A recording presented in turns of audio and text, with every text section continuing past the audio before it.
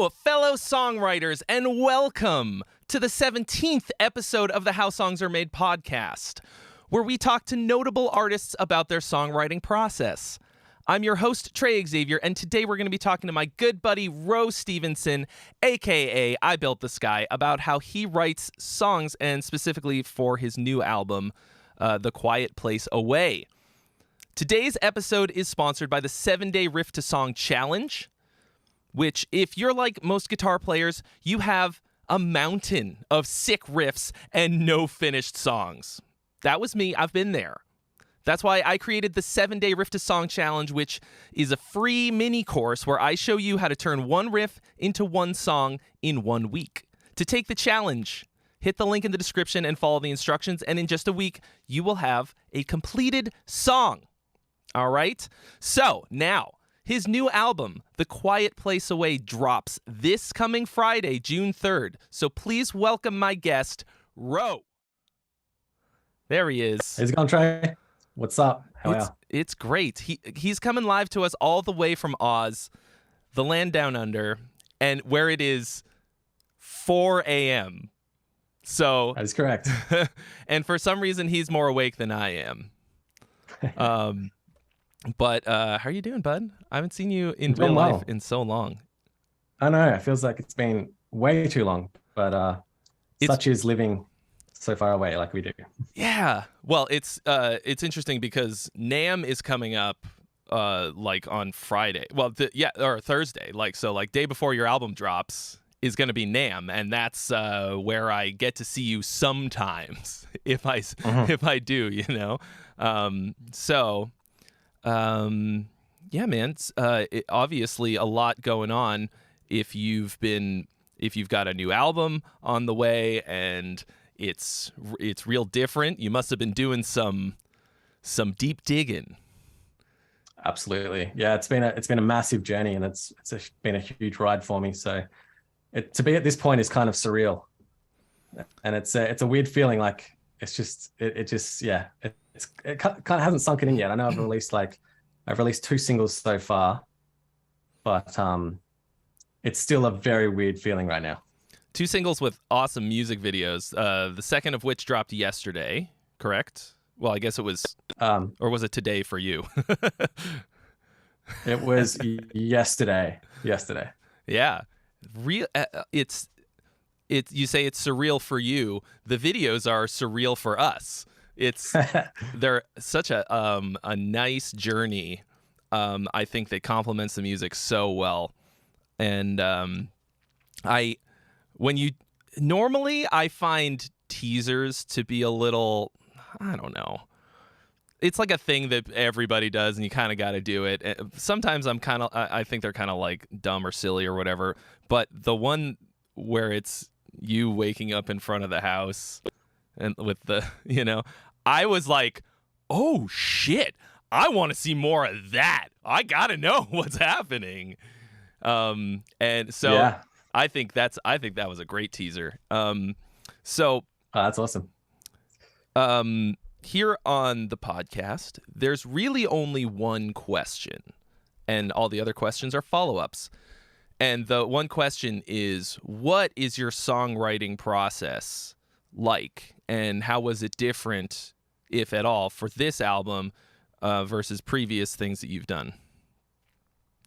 Well, for this album, it was worlds apart from what I usually do in every way. Basically, it was complete shift, and kind of a welcome change this time around as well. And part of the reason why I wanted to go that way. So, yeah, completely different. For starters, I wasn't creating in front of the computer, which is pretty much my standard go-to thing, you know, when I'm writing riffs and metal and whatnot, you know. Mm-hmm. It was done a lot on the couch with TV on mute with my acoustic guitar. And yeah, it is a complete different headspace and everything. So very, very different in every way, basically. So like, I mean, the actual process really starts with, you know, me with the acoustic guitar, and I'm usually in some form of open tuning, and just fiddling around with, you know, progressions and harmonics because I love doing harmonics and trying to blend melody with chords and things like that, which is sort of I guess that has some similarities to my metal stuff as well. But yeah, I basically start off trying to figure out riff 1 or section 1, and I don't try to think too far beyond that initially, so I'm just getting that initial first section started with. So yeah, I mean, lot of the time this album was, or the songs from this album were written very late at night. I think for some reason I work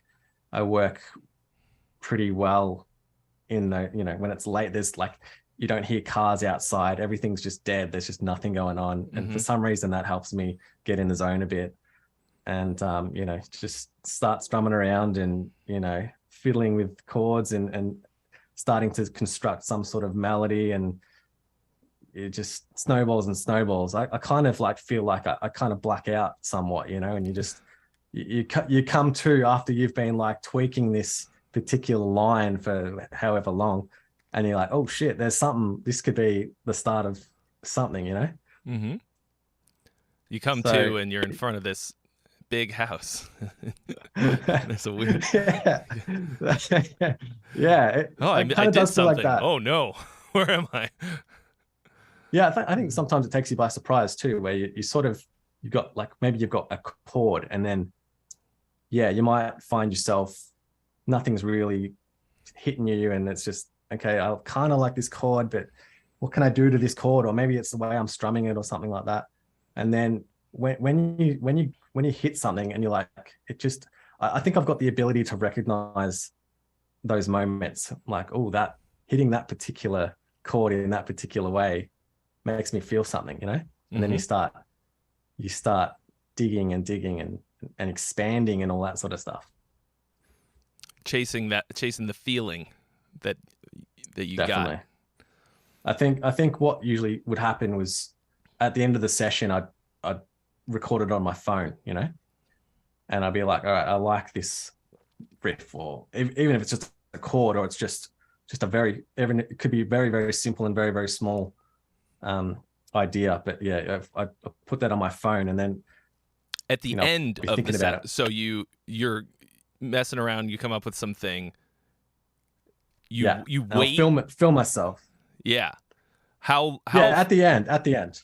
See, that's funny, because when I'm doing something like that, because I'm so terrified that I'm going to forget every little thing, when I hit that one little idea, I instantly record it. But then I also, that tends to make me too like, like the oh fuck, what's that scene in Black Sheep where he's like, I have my little sail, and I love it, and I squeeze it and I destroy it. So you're actually like sitting there and developing it a bit before you. Yeah, I think for me, it's like, it's got to be worthy for me to like set the phone up. I've got to be excited to want to even set the phone up. Otherwise, I'm just not. So I have to get to that point where it's like, all right, I think I dig this. This is a good idea. So I'm going to film it, and then I can come back to that the next day and see if I can push into the next section.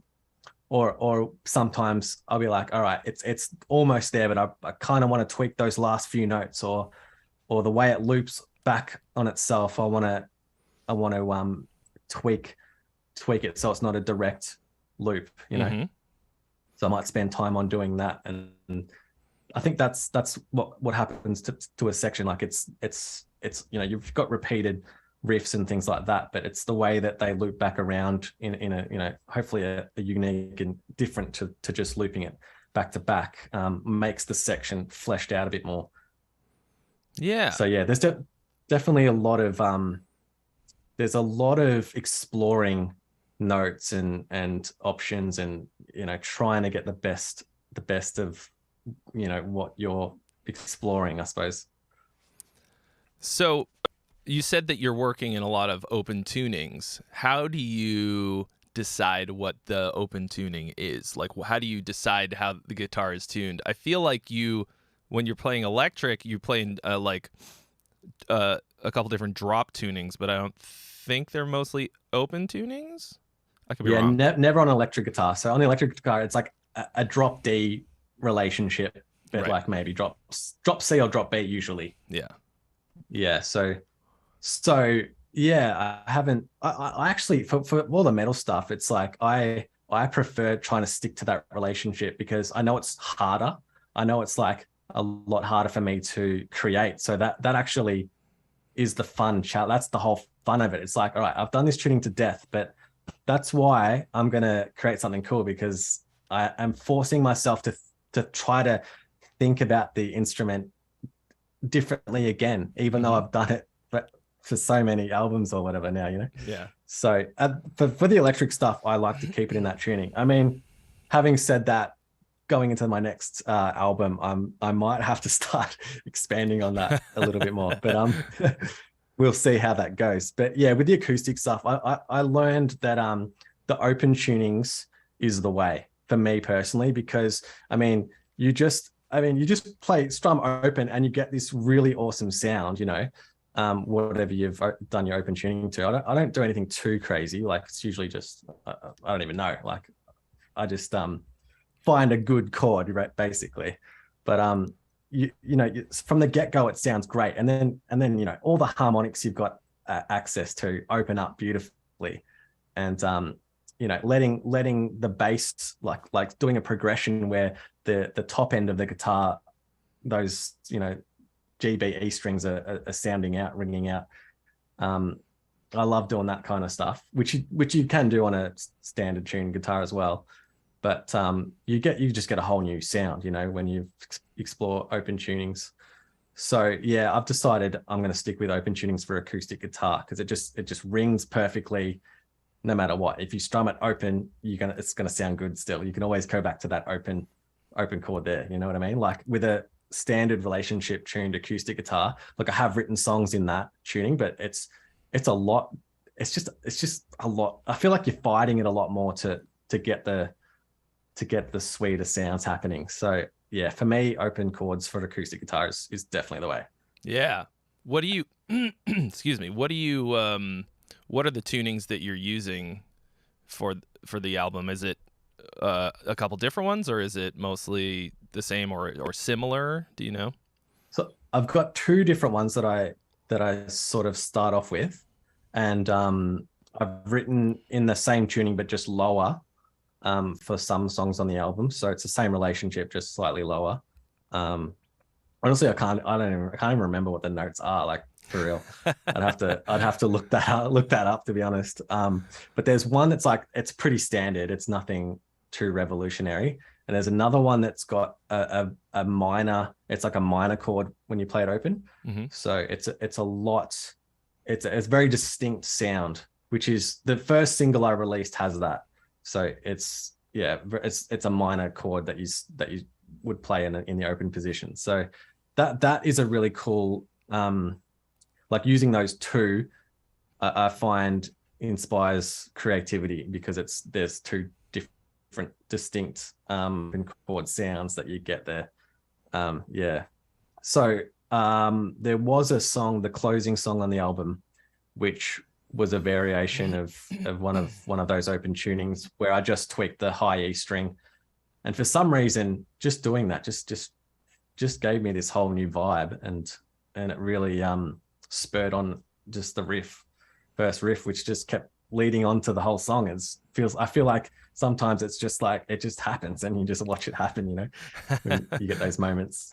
Yeah, you see the thing that needs to be done. You just have to complete the mission. You suddenly know what it is, and you're just like, oh, there it is. Hello. Yeah, I think that also comes with experience too, where you sort of have certain things that you know are gonna work to flesh out a section. You know what I mean? Mm-hmm. One of those things I could probably talk about right now is like if you take a melody, you have a melody where maybe the it's based around an open, like one chord that's maybe open or whatever it is, and you've got a melody that's going along that, and then to expand that section, you bring in a progression over the top, so you're still doing the same sort of melody, but your progression underneath starts to expand and change and that sort of thing, and it that usually ties in really nicely together. So you've got, like, as a listener, you sort of it feels familiar, but it's different, you know. So I definitely love doing that sort of stuff. So you're basically rewriting the riff, I suppose. That's an interesting way to look at it. So you're saying you're creating variations on the thing as you go. Like. Yeah. But really, what it is, it's just the underlying progression. You know, like you could play a melody 10 ways, and the progression totally changes the feel. Right. Like I think reharmonize the same melody or whatever. Yeah, I suppose. Yeah. Sweet. Yeah, so I mean, yeah, that sometimes I can see that, like, when I'm writing something, I'm like, all right, cool. I'm going to take that and I'm going to make the harmony underneath adapt and evolve beyond that. So as a listener, you're like, oh, this is familiar, but it's not, it's different. So what's going on? You know what I mean? So when you're recording these, I noticed, at least in one of them, there were a couple spots where there were two separate guitar parts. There was, like, you had like a separate melody and the chords on two different guitars. Did you do that a lot on this, or is it a lot of sort of chord melody type of solo guitar arrangements, and then with all the stuff layered on top of it? Yeah, so there's a lot of layering. I'm sort of like, that's kind of part of my process, I think, like adding layers and all that sort of stuff. So I mean, people like Antoine Dufour, like he can do like 3 guitars and percussion all in the one performance, you know. I wish I could do that, but I totally can't. So I like to layer up things and add, you know, harmonics over the top and different melodies underneath the progressions and things like that. So I'm not afraid to do that. Definitely did that tons. I'd probably say, yeah, I mean, there's a few songs that are basically led by just one guitar, but there's probably more that have layers going on underneath. I just can't help myself, you know. I just want to keep adding and stuff like that, which is, yeah, it's probably something I'm trying to be more conscious of these days, whether it needs it, because, like, yeah, I'm definitely guilty of having like 10 different guitars in a song or whatever. When you say guilty, that makes it seem like it's a bad thing. I think it's sick. Yeah, I mean, it becomes a pain in the ass when it's time to play it live, because then it's like either you bring 5 other people on stage with you, or you have some tracks, or it's a little empty sounding compared to the recording, and I don't care. Like, I just want, you know what I mean? I'm just any of those options to me is awesome. And I think layering guitars in the studio is like layering anything, really, adding, building to the thing, to me is like, it's one of the most fun parts. I can't help myself either. Yeah, for sure. I think the only issue with it for me is like in the mixing stage, where it's like, because I get this thing where I'm like, okay, I want to hear that melody, okay, but I also want to hear those other 9 melodies, and it's like, then, you know, as a mixer, it's like, well, which one is it? Like, we can't have them all at the front, like, you know. So yeah, that's my thinking anyway. Like, I want them to be very deliberate, you know. So I'm trying to be more deliberate and more conscious about that sort of stuff. But yeah. So I actually did have a question that is maybe slightly not 100% related to the one question, but really, how did you come to decide to do an acoustic album after how many releases on all electric guitar, very heavy stuff? What was it about right now that you were like, yeah, I'm gonna do an acoustic album? I think like I've, you know, I started learning on acoustic guitar, right? So it's always been there. Acoustic guitar has always been there. I've always slipped in a song or two on albums, And like, I love writing acoustic music. I mean, for one, it's just so different and it makes me think a lot differently. And it inspires me for that reason, because I'm not thinking about like drum fills or something, you know, I'm thinking about all the production stuff that you've got at your disposal when you're writing metal, you know. I'm not thinking about that. I'm thinking about chords and melody and harmonics and tunings, and it's just a whole different world. So that inspires me to create just in that way. So I've definitely dabbled with acoustic throughout, but I just thought it came to a point, and this was even before COVID, that like I want to do an acoustic album. I think I should. I think I've got it in me, and I just want to do it. So yeah, I figured, you know, I mean, it's funny because like I wanted to do an acoustic album, right? And then COVID hit and stuff. I'm like, all right, cool. I'll dedicate I'll block out some time to just do the acoustic stuff. And in my mind, I'm thinking like, all right, this will be cool. I'll be able to get this done fairly quickly, I reckon. And I'll be able to, it'll be free. I'll do it at home. It'll be cool. I'll just record it myself. It'll be free. It'll be nice and easy. It'll be cool. It'll be good fun for me. It'll be something that people can listen to while I'm working on the next metal stuff, you know? And that was going on in my head. So, but as the further I went along with it, I started dabbling with piano and like strings and all this stuff. And I just got to a point where I had that realization where this isn't it. Like, because I sort of fleshed out the mixes and all that sort of stuff and did my own programming and whatever. But I just realized like this is not what I should put out. Like these songs deserve a lot more attention than what I'm currently giving them. So I thought, okay, I'm gonna seek some outside perspectives on this and you know, get other people involved and really flesh out these songs to the absolute best that they can be, you know. So it ended up becoming this massive journey. And the thing about me being cool, like thinking, cool, this will be free, it'll be good for me, like it'll just be chill, was, I mean, this is the most effort, the most money, the most everything invested into this, you know. So it's like, it's kind of crazy like that, but I went down the rabbit hole and I got stuck in that pretty bad.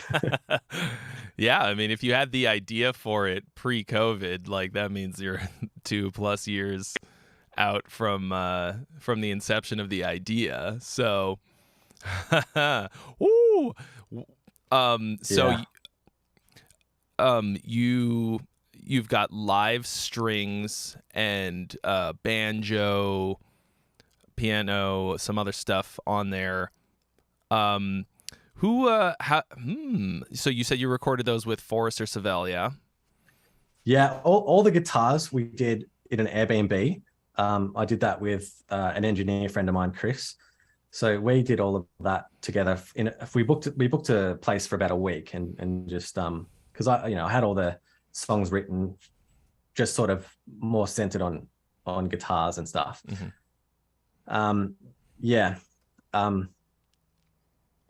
when I spoke to Forrester, because I knew that he'd be great for it, when I wanted to sort of take it to the next level, he's like, you should consider using like other instruments, you know, like mandolin and banjos and different, you know, dobro guitars and that sort of thing. Because I initially just used one guitar for everything, you know, and so that's the effect of the album. It sounds like one guitar the whole time, you know. So he really brought that idea to the table and got me thinking, all right, cool. So you know, I tried to get my hands on different instruments and you know, trying my best to learn what I could and add different ideas. So that was really cool. I spent some time trying to figure out some things that would mesh nicely with the guitars and stuff like that. But yeah, we ended up adding a lot of different instruments. I mean, all the percussion stuff as well. You know, we did like Wiro and we did chimes and like what else did we do? Oh, I mean the glockenspiel. That was a whole learning curve too. bought myself a glockenspiel. And, so that's a real Glock. That's not a sampled one. Wow. So you learned to play it. Wow. I don't know if you'd say learn to play it, but I played it enough to get what I You learned needed. your parts. Yeah, yeah. To learn the bare minimum. But man, that shit's fucking hard, man. Yeah. Like, because you play a wrong note and it sounds for ages, that sustains forever. So you've got to like, if you do a wrong note in a take, it's like, oh god, There's it's no really editing hard that. to nail it. Nah.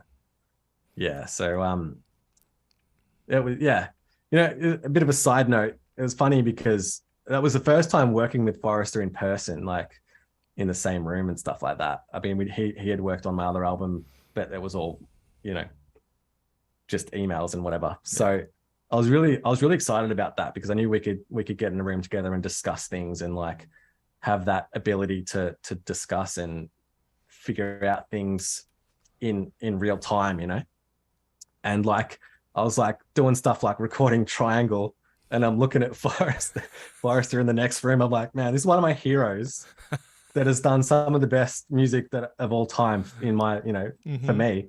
And I'm recording Triangle with him. It's like, man, what's going on? Like, it's such a weird moment of realization. Yeah, you're like, this is the guy that did Carnival. Ding. Yeah. Like, it was funny. Yeah, whatever. Totally, man. That's pretty surreal. I mean, but at the same time, like, if he's like, we should put a triangle here, it could be the fucking thing. It could be the thing that, like, that's exactly where the triangle needed to go. It needed to be this sound on this song, and it's gonna slap. The triangle part, totally. The triangle part is the special sauce that makes it really slap. Yeah, that's something I've learned over time is like those elements, like those real percussion elements, they add so much to the overall result, So I went to a shop before we went to the session. I bought as much percussion stuff as I could. I bought heaps of all these different things, and I like lay them out on the table. I'm like, all right, here's what we got. We got chimes, we got guiro, we got shakers, we got all this stuff, and then we would experiment with them in different songs, and like you'd have an idea like, I think guiro might be really cool in this particular song or whatever, and you try it out. And I mean, dude, guiro is hard to play too, man. That took me a second. Yeah, it's like YouTubing how to play it. I'm like, okay, so it's you go up and it's it's like, I mean, the consistency. Like I'm not a percussion player or I don't have any rhythmic background. So to be able to like consistently like do a shaker and stuff, it's like, yeah, it took a lot of work for me. Yeah. Well, think about it like this: in a band where they have guiro, like, a lot of South American music, like Latin American music and stuff like that. They'll have a dude who that's his job. He's the guiro guy. He just like picked up the guiro one day and like, this is my destiny, and that's all he plays. And knows all the things that he'll do and all the sounds, and you're like, I picked this up yesterday, and like you can't be expected to do it as well as that one guy. Have you ever heard of the band Compasses? I've not. You want to see some wild like shaker and guiro shit? They're basically like an acoustic prog band from South America somewhere, and they've got like it's called Criollo music. There was like a viral video that was like Criollo Dream Theater, and it's this kind of like Latin American, like kind of flamenco-y guitars and bass and stuff, and just prog insanity, and it's like the craziest shaker prog shit of all time, and that's what I always think of when I think of that stuff. Right. Okay. But yeah, like there's you think, oh, well, it's a gourd and a stick. How hard could it be? Yeah. And then you're in front of the microphone. You're like, oh God, I didn't study for the test. Oh yeah, I definitely had those moments, definitely. But I mean, same with the Glock, But we got there. Yeah. So it just took a bit. The string arrangements on this are gorgeous. are those based on parts that you wrote, or did you have somebody else do it and orchestrate it or anything like that? Yeah, so a buddy of mine named Jake Wilson from the UK. He's an amazing string arranger as well as an incredible guitarist. Very, very good guitarist. He's just one of those freaks that is just exceptional. But yeah, he was the guy we got to do the arrangements. When I was fiddling around with it at home, I would do what, stuff that I thought complemented the guitars and stuff like that, and things that made sense, like doing like pizzicato, I think it's called, picked notes to match harmonics and things. Like I would do a lot of that, but then I send it to him and I'll be like, oh, this is sort of like what I'm thinking for this song or whatever, and he'd be like, oh, that's actually physically impossible to do. So what he knew all the ins and outs of like arranging, right? So he was like, you should get a viola player, because initially I was doing violin and cello, and he was like, I think you would be better to include a viola in here, because that range is much more suited to what your sort of programming is going for. So he suggested viola and started writing for viola, and he would take bits of what I was doing, but really he transformed it. I mean, you can tell when you hear the music, the strings are like they sound legit for a reason, because he knows how they operate, what they can do, what they're capable of, and how to best get the results. And he added a lot to it. So yeah, I'd say he took like 1% of what I did, and the rest he did his thing, Yeah. But I loved what he did. It was just stunning work. Viola is the special sauce. The viola by itself is kind of a weird instrument, like it's nice. It's got this like this sort of mid-rangey like sonorous thing, but by itself you're like, I don't know, like it's not all that, you hear the violin a lot and you really feel like the cello and the bass. But the viola, if it's not there, you're like, oh, that sucks. All of a sudden when it's there, it's like, oh, there it is. That's the final thing. Yeah, so that's a smart guy, Mr. Jake. Yeah, exactly.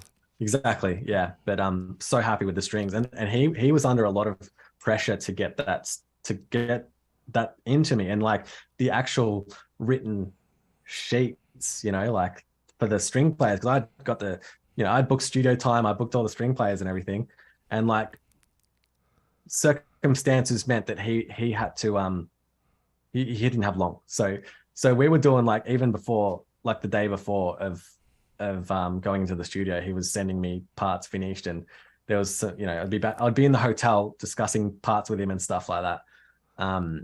So yeah, he did really well to get so much. I mean, there's a lot of work went into it, but he did it so quickly, and it's just, yeah, he nailed it. It was great. It's really important, because string players, if you put something in front of them, they'll play it perfectly off the page the first or second time. But if you don't have it really cleverly mapped out and easy to read at first, then it's then they're doing this thing. Making little notes and stuff, and you can get it done. You can probably record the whole damn thing in like 2 hours if you've got it all arranged correctly, and that's why dudes like Jake with good orchestration skills and all that, who actually know what the players are gonna look for, are worth their weight in gold. Yeah, absolutely. That was another thing he explained to me, how important it is, like the actual communication in the writing was going to be. So he just knows his stuff. So I don't understand how he's so good at guitar, but also so good at arranging. Trips me out, but I guess these guys exist. But I bet there's one thing, like a couple like real basic skills that he just does not have. Like he can't drive or like tie his shoes or something. Maybe that were just deleted in favor of those other ones. Let's just assume that's the case. But yeah, no, but that worked out great, and it was really cool for me, because I was in the control room with Forrester, like pretending to read the charts as we were recording it, like I knew what was going on. Like, I mean, I know I can do it a little bit, but yeah, and watching the strings tracking and it was really cool to be there. It was really cool. We actually, I mean, we filmed the whole thing. I'm making a documentary and all this sort of stuff. So yeah, it was really cool.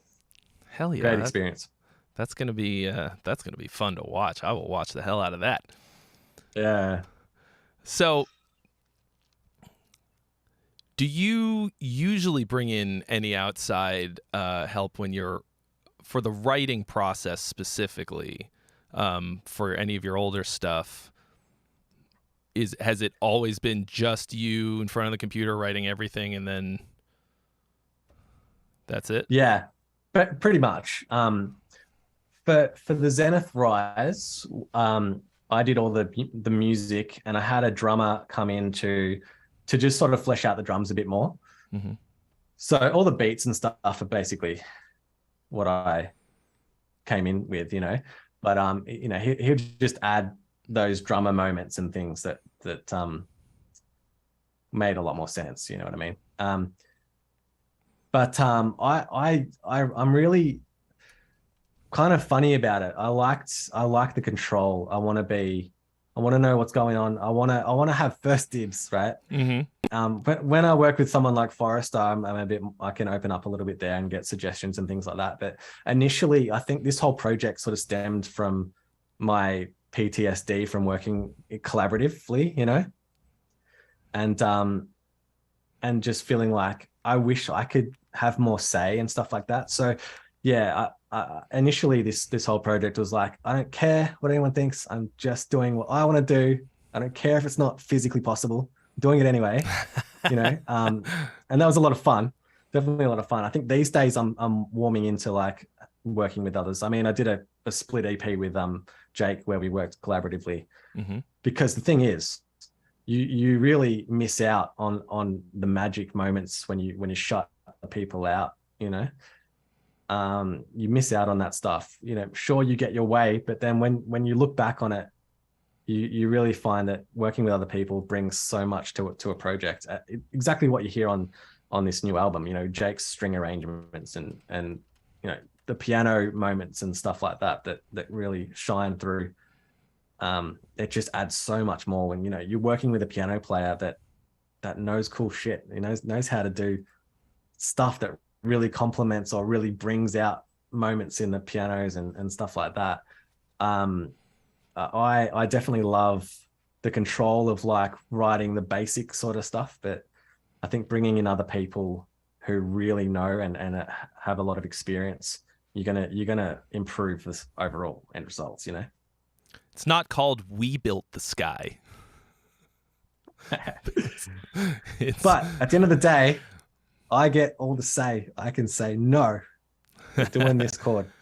Well, I think there's a difference between a band collaborating, like, oh, we're all working to write this song, and then you, I don't know, like have people who maybe don't really write, who just have an ego, who want to be involved, and they're like, oh, why didn't you use my riff? And I'm like, well, because it didn't fit the song at all, and we're not just going to shoehorn it in to make you feel better.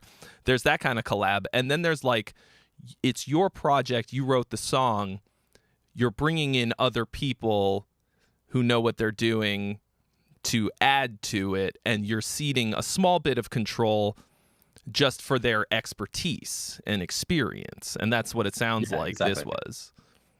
Yeah, exactly right. Yeah. I've been telling myself that I've come from a hobbyist mentality. So when I started this project, it was purely a hobby. So it's like I'm gonna mix and I'm gonna master my own stuff because that's why I'm doing it. It's fun. I like that. It's fun. It's a challenge. I know it's not going to be as good as this other thing that's professionally mixed and mastered, but that's not the point. The point is I get to do it. I get to make the decisions, and that's fun to me. That's why it's fun, because it's a challenge to me. And how can I get a better result? How can I get a better result doing this next one than I did? You're learning and you're developing your skills and all that sort of stuff. But now I'm like, not a hobbyist anymore. So it's like, it'd be stupid to think like that now, because now I want to get the best results I can get. So I still have those moments, like when I started this project, I'm going to do it for free. I'm going to do it for myself, or myself. You know, it's going to be cool. It's going to be chill. But then having that realization that these songs deserve so much more than what I'm currently giving them by just doing programmed strings and programmed pianos and all that stuff. You know, Yeah. I'm doing my own mixes. Why do that? I shouldn't be thinking like that, because that's what a hobbyist mentality is. You know, I need to be getting the best out of these songs. I need to be collaborating with, you know, other producers and stuff to get opinions. And so yeah, I still have those moments, and to this day I still like, I'm still like adamant on like doing my own mixes anyway, just because I do like that, and I want to see how much I can improve on my last stuff. But then what gets released is like a professionally mixed and mastered version of, you know.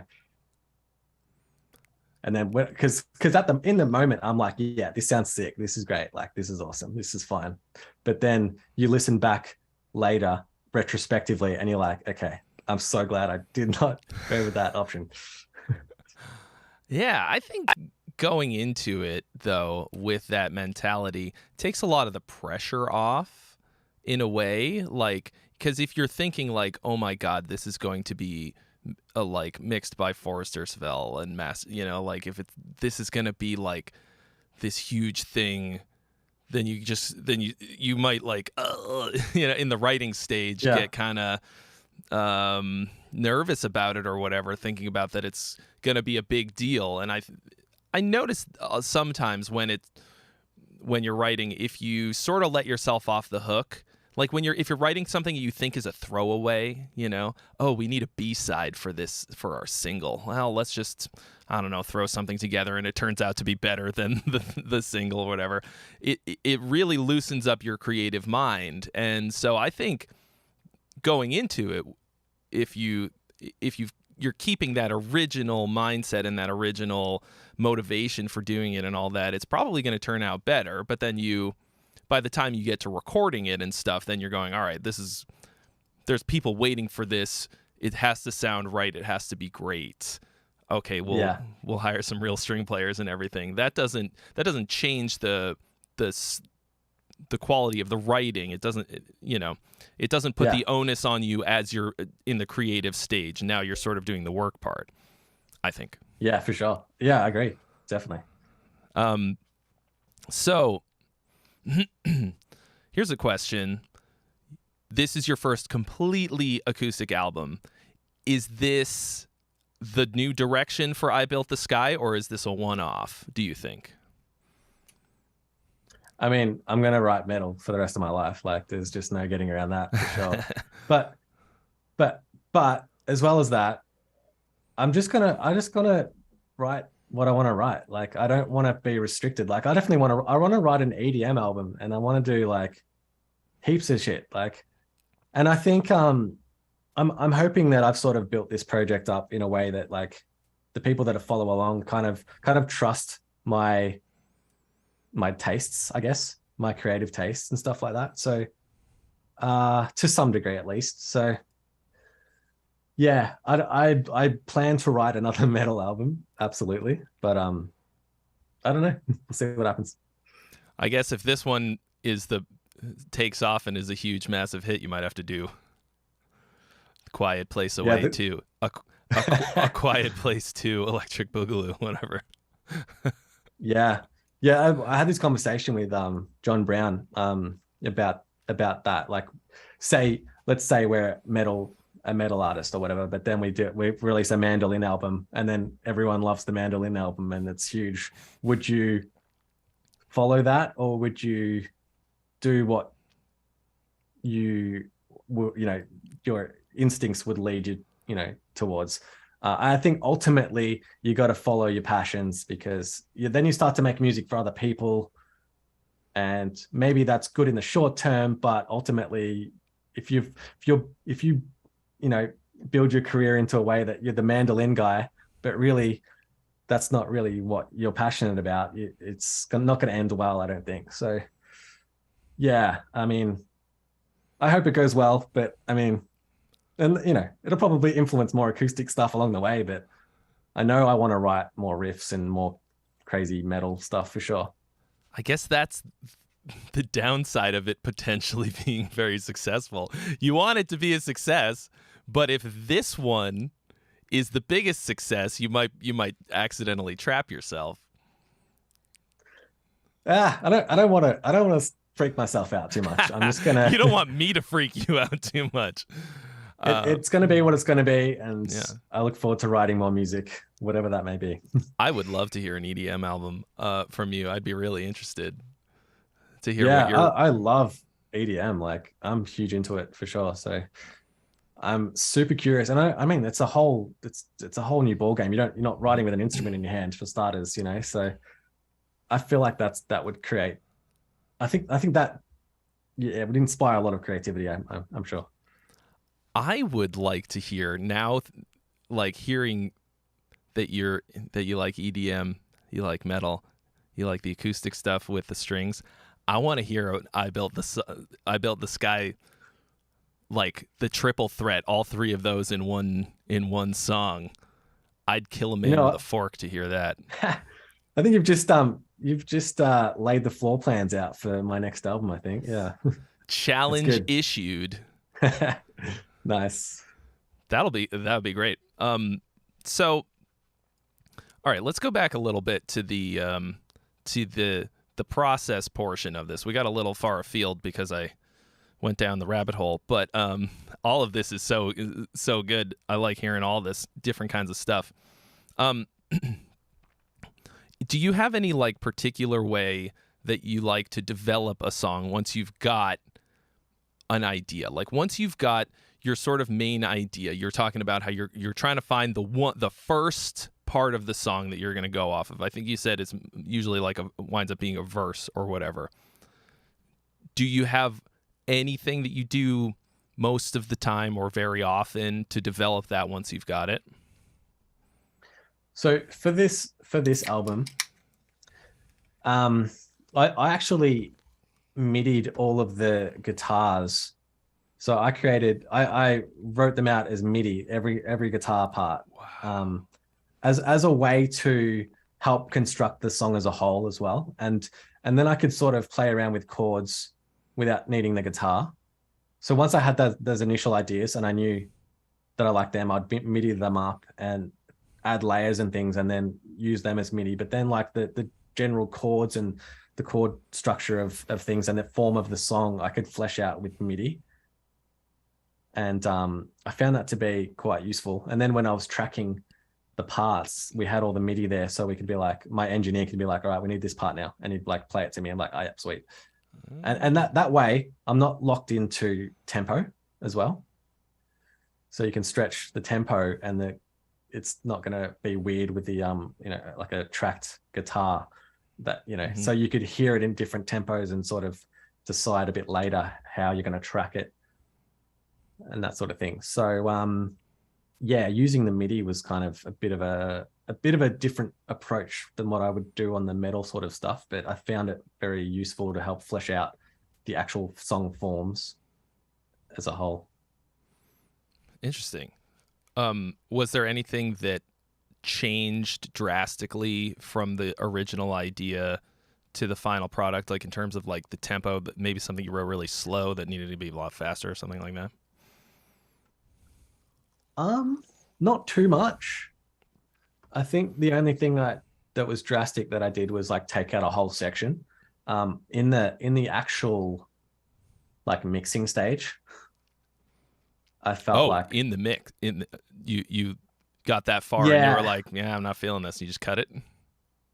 Yeah, basically, I think it was just before sending to Forrester. So I was like getting all the sessions and doing a basic like overview of the mix and stuff like that. And then I'd like I think there was a song that it just didn't feel right having this section come in. I think it just kind of dragged the song too much. So just literally cut it out and it just was much better for it. So that was one instance I can think of that was drastically different, I suppose, from the initial concepts. But mostly mostly it was the same. More of the drastic stuff came into it when we were adding mandolin and banjo and stuff like that, and percussion, all this stuff that was not in the initial plan, I suppose. Most of that stuff was that layered onto your original idea, and then, but that was completely static, or did you also change any of the guitar parts once you had? I mean, I guess it was by that time it was already tracked, right? Or did you change it? You didn't. So okay, so No. you didn't change anything based on the things that you were adding. Nah, not really. No. It was mostly just adding two. Gotcha. So I think the initial songs were quite fleshed out in terms of form and the guitar parts, at least. Yeah.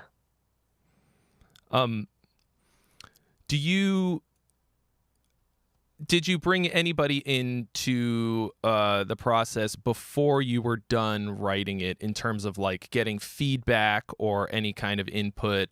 Like, did you play any of the raw ideas for anybody and try to get feedback before you actually wound up tracking the finals? I did release a few riffs on Instagram. So there was a couple of riffs out there that you could probably find now, but that was just because I felt like it. Like maybe I wrote the riff just the night before, and then I had filmed it on my phone. I was like, oh, we'll just put it up, see if anyone cares, and a few of those things got a lot of like people like, oh, this is cool, like, so it kind of, I think that just helped build my confidence and stuff like that. But I think I tend to be a bit insular with writing, and I kind of have this mentality of like, this is what it is. All right, this is what it is. You're not going to change my mind. You know what I mean? And until I get to that point where it's like, all right, actually, maybe this could be better. Like, if I get, a real piano player involved or something, So I mean, I send stuff to friends. I'll be like, wait, check this out. What do you reckon? Like, but more so, I don't know, just to show people and stuff like that, just to show friends more so than try to get feedback necessarily. Yeah. When it comes to like the structures of the songs, is there something drastically different about the acoustic guitar, or like arrangement and structure, the different parts of the song out? Anything different about that between from how you would do it with the metal stuff, do you think? Yeah, definitely. I think this album is like very dynamic, It's got super quiet, super chilled stuff to like quite dense moments and stuff like that. With the metal stuff, it's like mostly dense, or you know what I mean? Yeah. With the occasional like cut back riff, lo-fi, whatever, Mm-hmm. Yeah, so that's something that I embraced thoroughly with this album, like doing heaps of dynamic variation and stuff like that, trying to really push and pull that. Also with tempo, this stuff isn't to a click. I mean, we tracked a lot of it to a click, but I would go off the click and embrace that. You know what I mean? So it's not metronomic. There's lots of push and pull in the actual tempo of things, which I thought is my thinking was like, it's going to be different. Let's fully embrace a whole different mentality, because the metal stuff I do is very to the beat, to the metronome, and everything's very precise and stuff like that. But for this, I was happy to explore, those types of things, huge dynamic shifts, and change in tempos and fluctuates and all that sort of stuff. I think in order to do that, you have to have spent a lot of time playing to a metronome. I think people go about it kind of backwards sometimes, where they're like, oh, I don't need to play to a metronome. Like, I'm just going to feel it. Usually that, if they haven't spent a lot of time with the metronome beforehand, that winds up being a complete fucking disaster, because they haven't developed their internal metronome. Yeah. But since you've spent all of this time playing very super precisely and really metronomic into the click and on, you know. Now you've developed it internally, so you can feel where it's going, and you go like, all right, let's go on a little whoop. Let's take it a little outside now. Exactly. You can know. Yeah, totally. Yeah. Orchestral and like symphonic play, like people who play, cello, strings, oboe, like horns, all that stuff. If you play in an orchestra, is what I mean.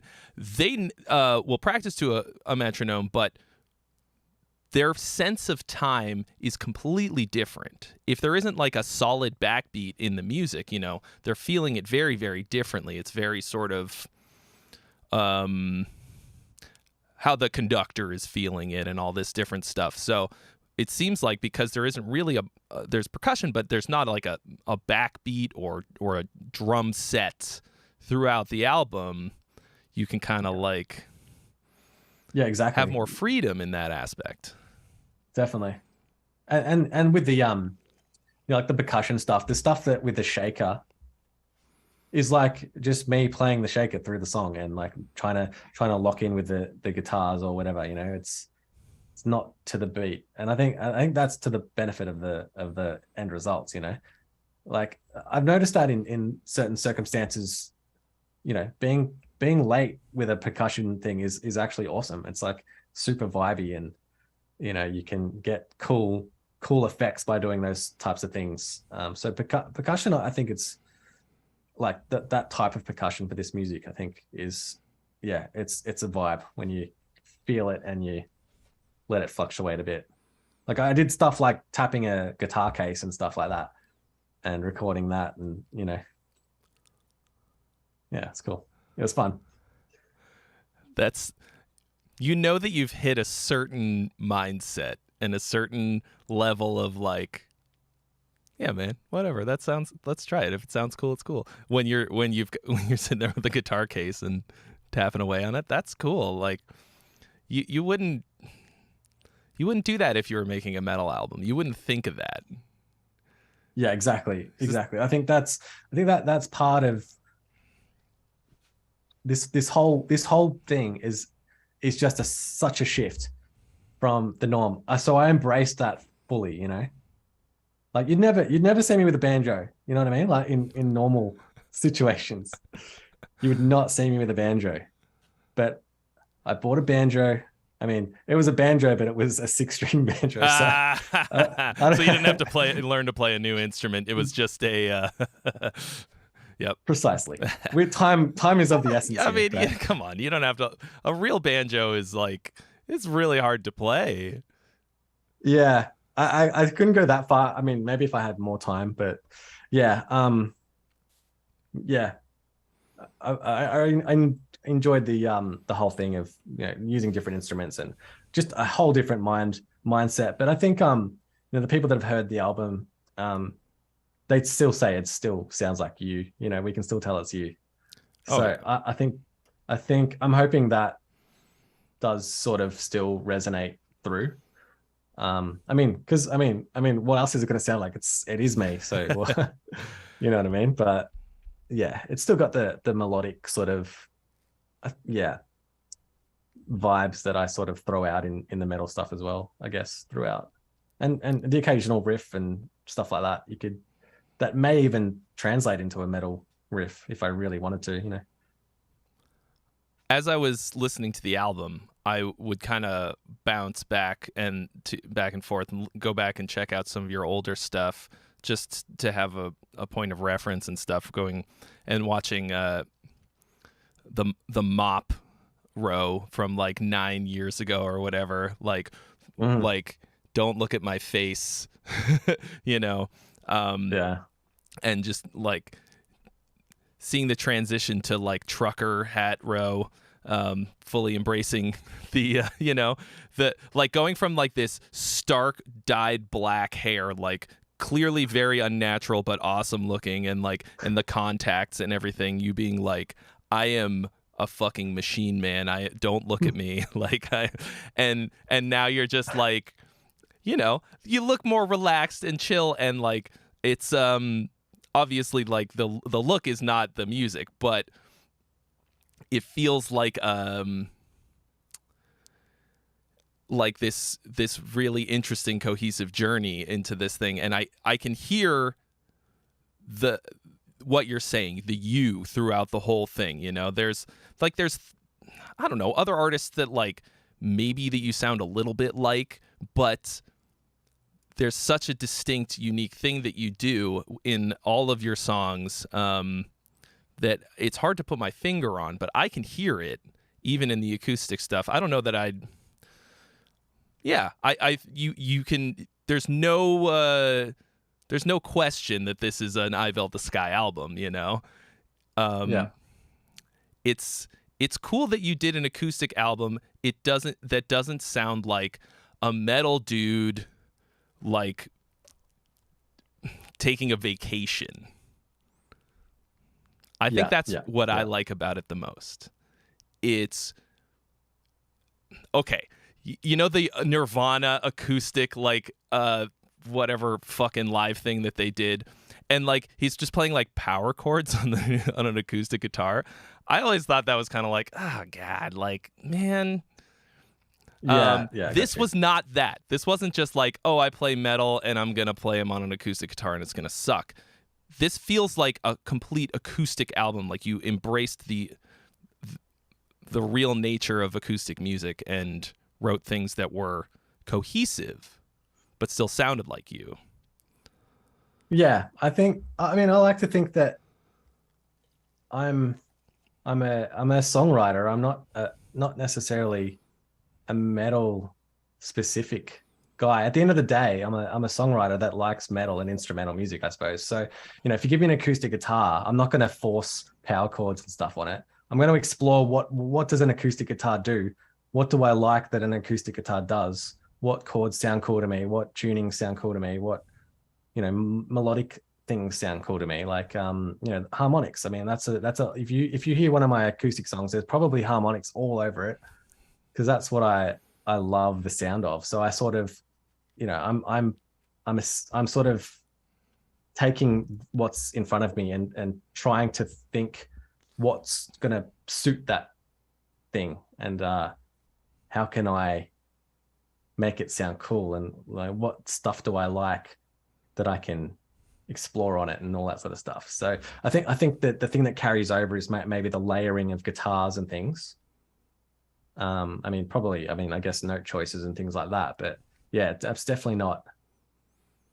Yeah, I mean, I guess you gotta listen to it to sort of know what I'm trying to say here, but it's definitely not just a metal guy on an acoustic guitar. You know what I mean? I do, but I've been lucky to hear the whole thing too. So the folks at home, presumably today, have not yet heard it. So, or they've heard the two singles that you've dropped, and they're gonna hear what you're talking about, and they're gonna love it. I'm a little curious about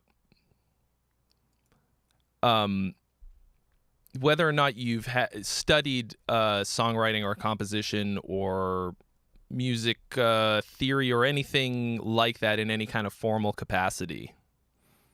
Yep, I did actually study jazz, contemporary and jazz, I suppose. I got a bachelor's degree in that, so I spent like a few years doing that after I finished school. Yeah, so I did that, which was awesome. And it's funny because I studied jazz, but don't ask me to play a jazz song because I cannot do it. Dude, fucking same. I couldn't play a convincing chorus of Autumn Leaves if you put a gun to my head, but I studied it for like 2 years. Yeah, I think that's the cool thing about jazz, and like that music is great because it's dense in all areas, so you can really learn a lot from it, and then you can apply it in your own way. But yeah, I definitely learned a lot through teachers and stuff like that in that formal environment, which I personally, for me, I had a great time. I've tried to like talk to other people that are considering studying, and from my perspective, I'm like, oh, you should totally do it. It's great. Like, get to meet like-minded people and you learn all these different styles, and it's really cool. It's, you know, but I've heard from other people that it just wasn't for them, you know. So I don't know, but for me it was a great experience. Had great teachers and got a lot out of it. Yeah, so I have studied in that way for sure. Interesting. What advantages would you say you've gained from that, that you apply to what you're doing now at all? I think it's the open mindedness that you get when you know you study different styles of music and stuff like that. You get exposed to stuff that you would never potentially find on your own, which I think is super valuable for someone learning. I mean, along with learning pieces that are like so far out of your comfort zone, all the stuff, all the new chords and things and scales and stuff that you learn, definitely, like, you know, that's the thing. You learn all these scales and all these techniques and all these chords, and you stumble across ones you're like, oh, I really like that, like, you know, and then you learn about it. You know what it's called.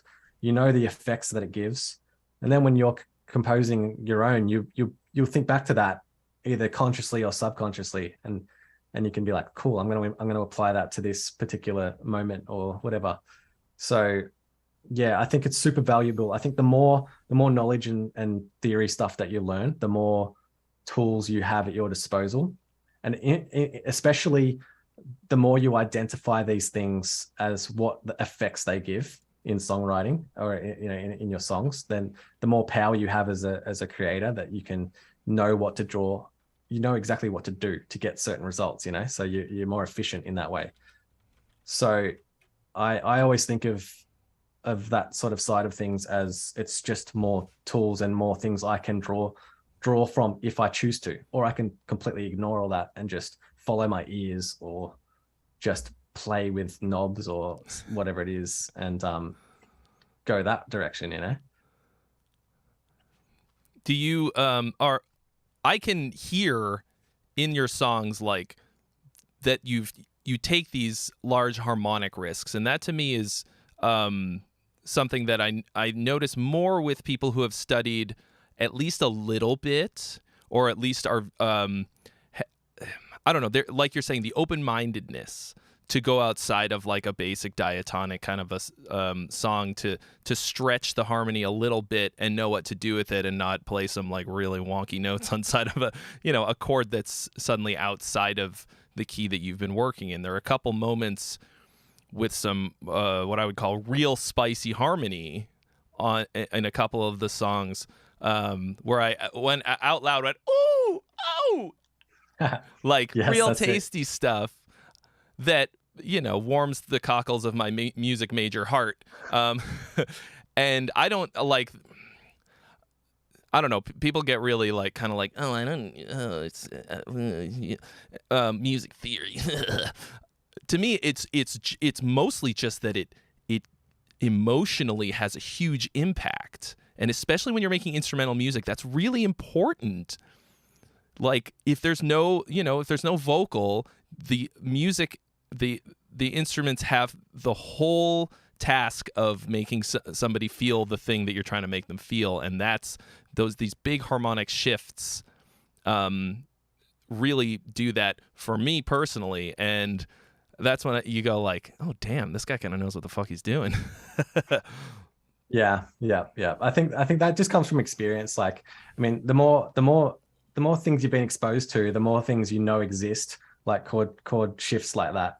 You know they exist. So, you know, I think I do it when I create. It's mostly subconsciously that happens. But I think what's happening consciously is like, all right, how can I make this interesting? I'm gonna go a completely different direction than what you would think was gonna happen. Like I definitely have those moments where I deliberately swing things the other way, or, you know, explore that option, because I think that's essential. Yeah, like what you said, in instrumental music, to maintain someone's, you know, ears throughout the whole song, you need that. You need those changes along the way, and those elements of surprise and things like that, you know. So I definitely consciously try to facilitate that, I suppose. But I think it just comes from the like experience and as to how I know how to do that. But I'm not like, I don't ever think like, oh, I know if I go to the a flat sixth chord here, oh, this is going to give me this certain effect, which really I should, like, I advocate for that earlier, but like for some reason for me, I don't, it just works. I have it in my head and I don't know what I'm doing, but I know what I'm doing, you know? I don't think that it really matters that you like would know the name of a thing or whatever. It's just that you know the sound of it and know the effect and whatever. Okay, there's one part on the album where you use this sound that I call the Star Wars chord, or like the John Williams sound. It's a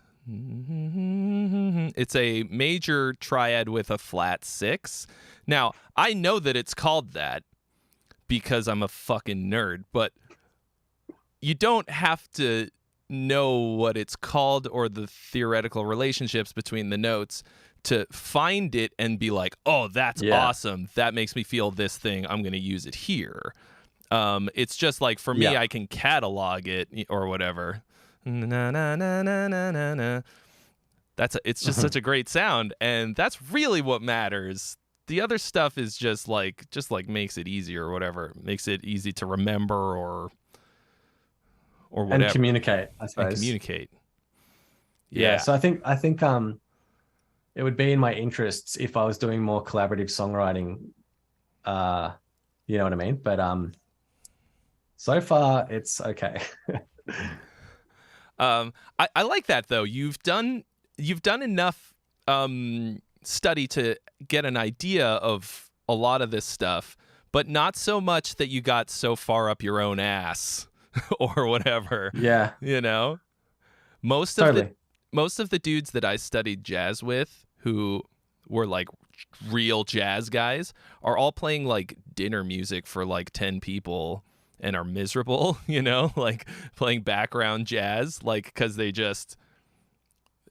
never really got out of that world to create something new. They just became little clones of other things. But you learned what you needed to learn, and now you're doing your own thing, taking your own path.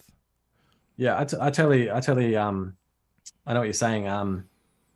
Like, yeah, I think for me, I never lost passion, you know, like having fun is priority one in my world, you know. Like, if this song doesn't make me feel something, if I'm not enjoying the process, not having fun, then of course you're gonna stop, right? I mean, I used to go to, you know, I used to go to school, like when I studied music, with people that would sleep to the metronome and stuff because they thought it would help their, you know, internal clock. And it's like, man, like, what are you doing? Like, or people that would practice all the time, like 8 hours a day, which is like fine and everything, but like, what's your end game? Like, what's the point of being the best musician and not ever doing anything? Like, I don't see that. I mean, unless you love practicing 8 hours a day, then hell yeah, like, go for it. But like, for me, I'd rather see, I'm at a point now where I'm not actively trying to improve my playing.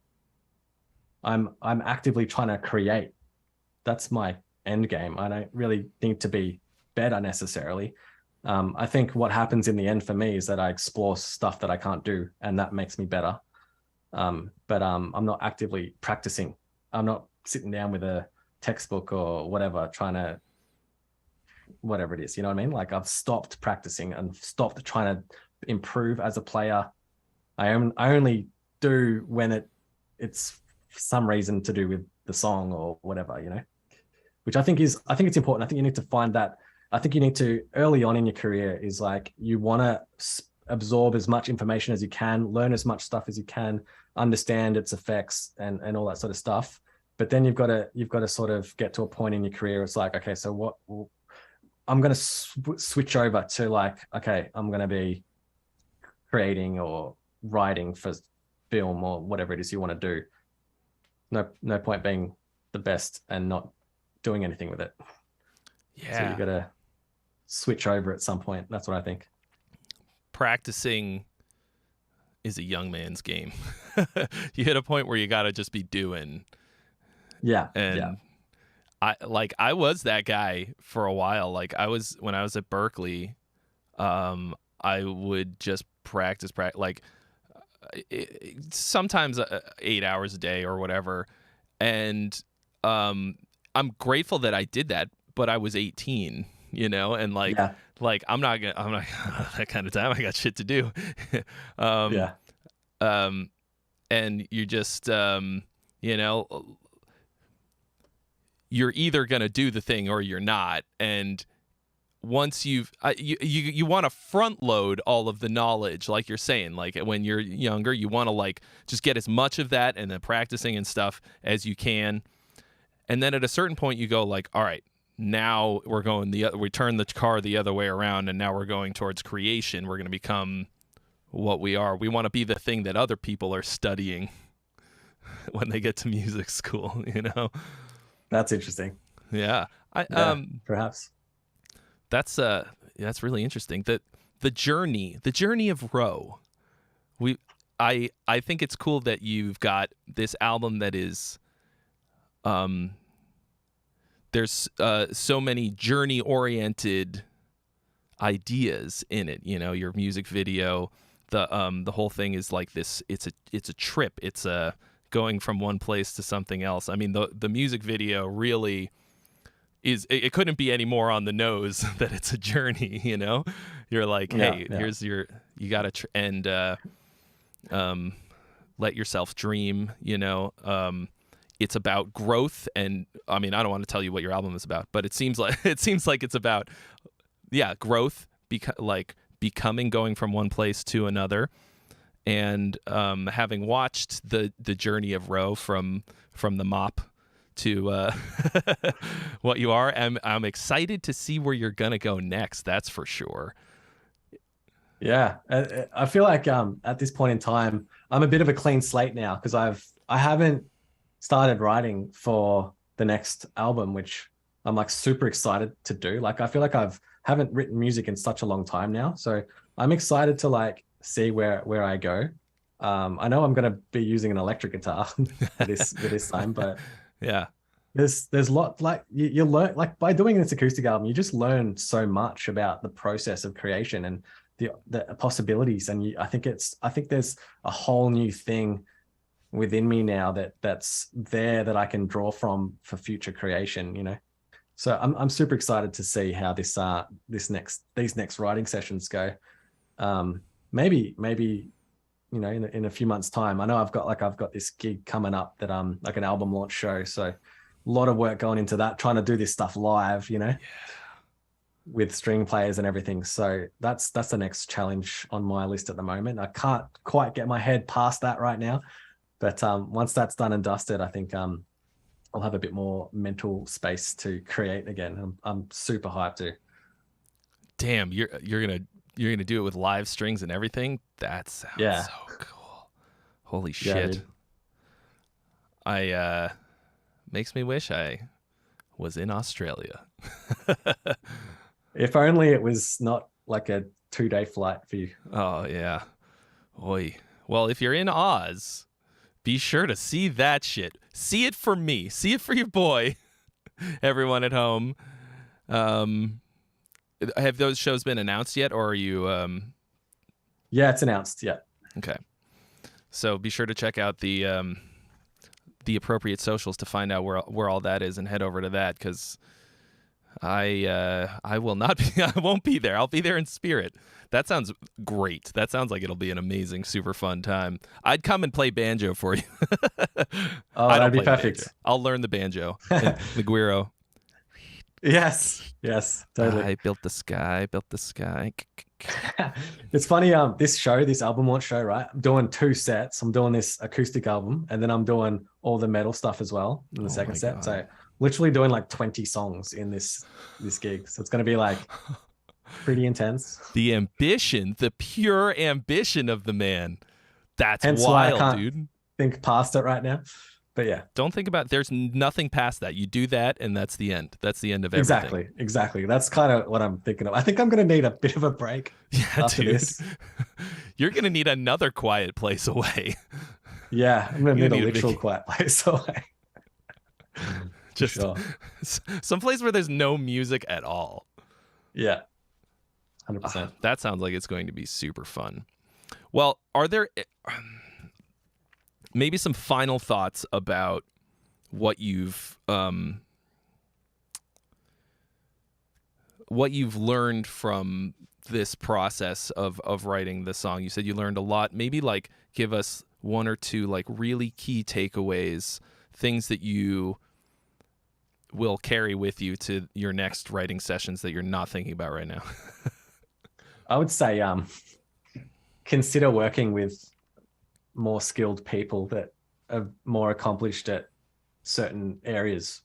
You know, maybe that's with an instrument or, you know, production or something like that. You know, if you're a solo artist and you get obsessed like I do with like being really insular and just trying to do everything yourself, that's really cool. But then have that moment where you think about, you know what, if I had a piano player doing this, maybe they could really bring something to the table that's going to enhance the end result of the song. So I think that's what I've learned with this. I mean, I've known that that's definitely, or, you know, it's always going to be good when you get great people involved in your project. It's, you know, I mean, it's always going to benefit the project. I mean, but I think my mindset initially was like, I really insular and like, just, I want the control and like, yeah, but it's healthy to break out of that, which is what I'm hoping to do more of for sure.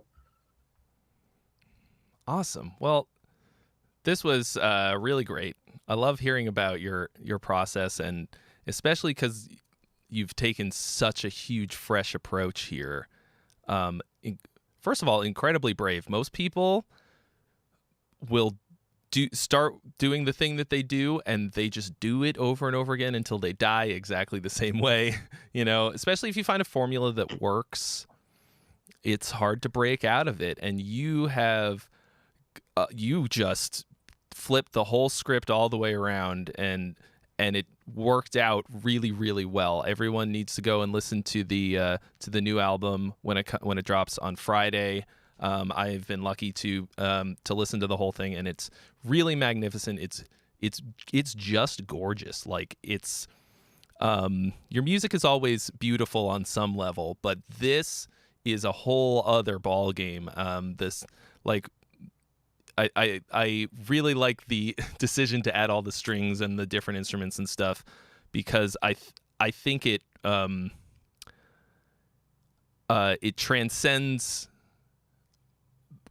just being like a guitar album, which would have been also awesome, but like now it's so ambitious without being like, I don't know, wanky or overblown or self-important or something. It's just beautiful, and I'll be spinning it even more. There's 2 singles out now that you guys can all go listen to. I've put a link in the description where you can check out, where you can pre-order the album. If you're in the land down under, go see Ro at his live release shows, because he's working his fucking ass off getting ready for it. If nothing else, think of the value you get. You get 2 sets, right? I mean, works out to be like $2 a song. So it's great value. If nothing else, even if you hate the music, the value. What is a deal! Good. What a deal! And if you want to help support Ro in his endeavors and his ongoing journey, check out his Patreon, which I did not link in the description, but you can find it through the usual ways. Follow I Built the Sky on all of the social medias. You know where to find them. I used to ask people like, oh, where can everybody knows. We're going to remind everyone to do it right now. Go follow them on Instagram and YouTube, because the way that I know Ro is, more than anything else, was as a YouTuber to begin with, as a putting out content on the old YouTubes. And you'll see exactly what Trey was talking about my my hair. So the mop. It's been a long awesome. journey. I was going through some stuff back then. Well, it's led to this it's all led to this moment, and thank you so much for coming on and taking the time to talk to me today. It's probably 5:30 in the morning for you right now, isn't it? It is. I love it. That's dedication, and I really appreciate it. And thanks everybody for watching and for hanging out with us. And I'll talk to you hopefully real soon, Ro. Good luck with the album drop. Thanks, Trey. I appreciate it, man. Thanks so much for having me on. It's really cool. It helps a lot, and it's just great to talk and hopefully share some stuff that helps people out. So I think you're doing a great thing by doing this. I mean, I'm a fan. I watch the videos too, so it's really cool. So thanks again, man. Thank you so much. I really appreciate that, and we'll talk real soon, dude. Hell yeah. Go get some sleep. Sweet. Bye, dude. All right. That was awesome. Thank you so much to Ro for taking the time to do this for all of us today. I hope that you enjoyed watching this. This was the 17th episode. I record them live right here every Monday at 11 a.m. PST. There's a link in the description where you can find all of the episodes that have been released as audio episodes. This will be up in a few weeks as an audio podcast. If you like just listening to podcasts in the usual fashion as an audio podcast, it's up on all the usual streaming platforms and places where podcasts are sold. You can check them out. Also, if you just want to find them all at once, it's hsampodcast.com. And if you are a guitar player, if you're watching this, it's pretty likely that you play the guitar. And you're like me, you've got just oodles and oodles of riffs lying around, and you want to turn them into songs. And that's what my 7-day Riff to Song Challenge is all about. It's completely free. There's a link in the description where you can sign up for that to help you turn one riff into one song in 1 week. And thanks all for hanging out today. Next week, I have another ripping guitar player by the name of Jason Richardson. So you're definitely going to want to be here for that. All right. 1 week from today. Hold on. Let me make sure that that's correct. It's this. I have him on the 6th. Yes. Okay. The 6th of June. There's going to be no Friday stream this week because it's NAMM. Fucking NAMM. Oh, yeah. I'm so excited for NAMM, you guys. But there will be no Friday stream. But 1 week from today, the one and only Jason Richardson will be on the podcast here in real life, believe it or not. And we're going to get down with the sickness. So I'll see you guys then. Tell all your friends. And we'll see you real soon. Bye-bye.